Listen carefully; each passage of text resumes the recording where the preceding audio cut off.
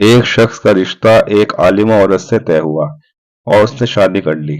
बाद में उस औरत ने कहा, हम शरीयत के मुताबिक जिंदगी बसर करेंगे।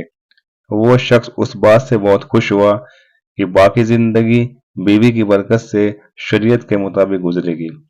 कुछ दिनों बाद बीवी ने कहा कि देखो, हमने घर में शरीयत के मुताबिक जिंदगी गुजारने का अहद किया था और शरीयत में बीवी पर सास और ससुर की खिदमत वाजिब नहीं, और शरीयत के मुताबिक खाविंद को अपनी बीवी के लिए अलहदा घर का इंतजाम करना होता है, लिहाजा मेरे लिए अलहदा घर ले लो।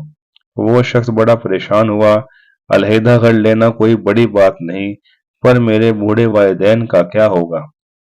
उस परेशानी में वो मुफ्ती साहब के पास गया और अपना मसला उनको पेश किया।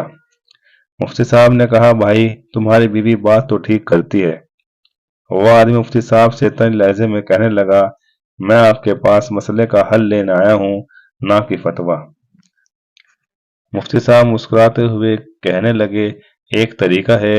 उसने कहा, जल्दी बताइए। वह बोले, अपनी बीवी से कहो शरीयत के मुताबिक मैं दूसरा निकाह कर रहा हूँ।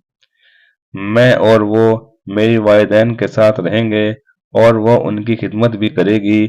मैं तुम्हारे लिए अलहदा घर ले लेता हूँ, आप वहां रहना।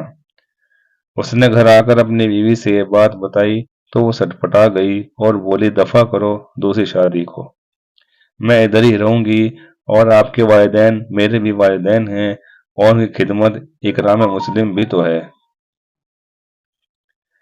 इस वाक़ये से हमें इस बात का सबक मिलता है कि हमें ज़िंदगी के कुछ पल मस्जिद में या अल्लाह वालों की महफिलों में भी गुजारने चाहिए और ज़्यादा से ज़्यादा कुरान की तिलावत करना चाहिए और कुरान को समझने की कोशिश करनी चाहिए। बेशक कुरान पढ़ने से इल्म में इजाफा होता है, क्योंकि दुनिया में कोई ऐसा मसला नहीं जो मौजूद नहीं।